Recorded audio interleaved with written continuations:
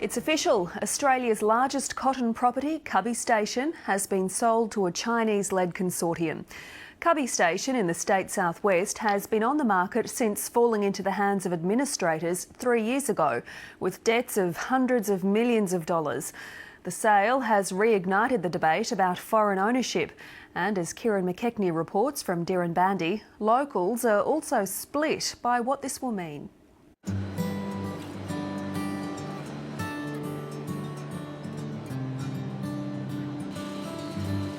At Dirranbandi, the last of this year's cotton is being ginned. Soon this gin in Queensland's southwest will fall silent after churning through 7 solid months' worth of cotton. Over that time, it's produced a staggering 170,000 bales, or 40,000 tonnes of saleable cotton. It's been another big year, not as big as last year. The water situation's good and generally people are very optimistic about where we're headed and the investment to the region. The investment that everyone round these parts is talking about is in Cubbie Station. Just down the road from the Dirranbandi gin, Australia's largest cotton producer has been in administration and limbo for 3 years. Finally, a buyer has come forward. I'm just pleased that something may come of this at the moment, and that we can see Cubbie go forward and provide a bit of strength and stability to the area again. How are they planting, Josh? Good mate, good. That's the go. So easy. Frank Deschen is a cotton grower whose Dirranbandi property neighbours Cubbie Station. Like just about everyone around here, his own fortunes are closely linked with those of Cubbie's. They're the backbone of the area, you know, they're the biggest farm, the tall poppy, so to speak. It's in our interests and everyone else's interests, I think, that while they're going strong, you know, we can follow on the coattails and remain strong too. Commercial in confidence means Cubbie's administrators McGrath-Nicol are giving little away about the sale.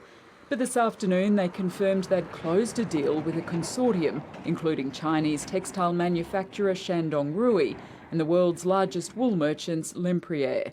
The 93,000 hectare property will initially be 80% owned by the Chinese, but the company will be expected to sell down its stake to 51% within 3 years.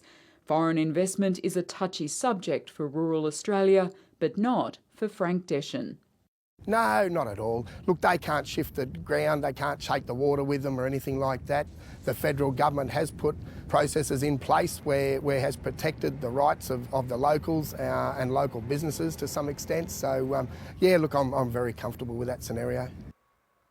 For him, overseas investment is far preferable to having the administrators continue running the multi-million-dollar agricultural business. It's just in a holding padding, they're just bleeding the property, you know, like, we want the monkey off our back in the area, you know, like, we need the whole area up and going again, and we just want to sort of go forth, you know.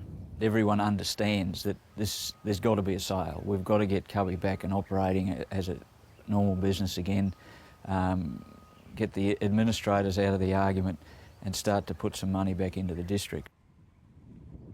John Travers is the chairman of the St George Chamber of Commerce and supplies agricultural machinery to the region's cotton farms. He agrees the long-term administration of Cubbie was in no one's interests, but he's extremely worried about the buyer coming from China.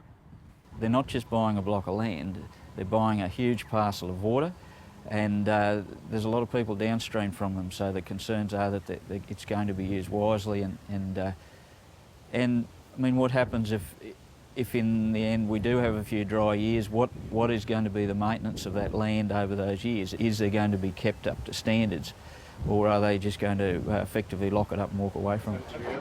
Perhaps the most vocal opponent of overseas ownership is another local, the Nationals Senator Barnaby Joyce. His anti-foreign investment sentiment recently landed him in hot water within the coalition.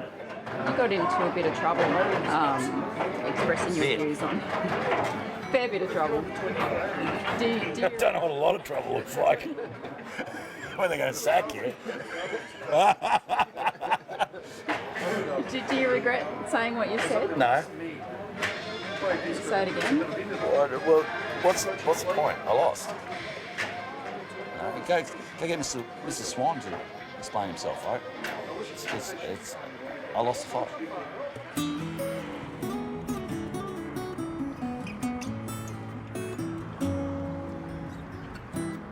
The fight, though, is still being waged in St George. Where's it all going to stop? And I say, Australians, wake up.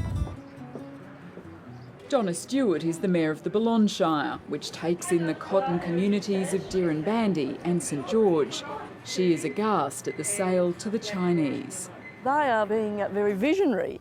However, I believe that the Australian government are being extremely short-sighted, because there will come the day when we want this prime agricultural land with, you know, the most secure licences in Queensland on the Murray-Darling. We'll need that for ourselves to be providing food security for our nation.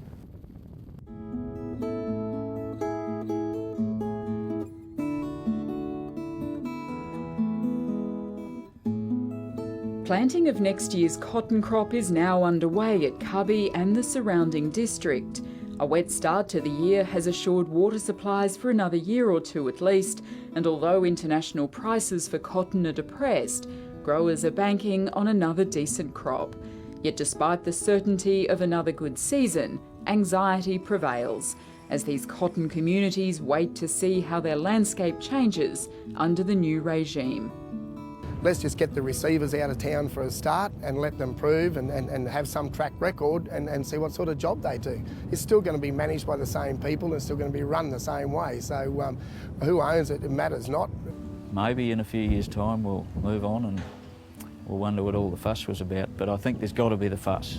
There's got to be the questions asked, there's got to be the analysis of it, or we may come to regret it.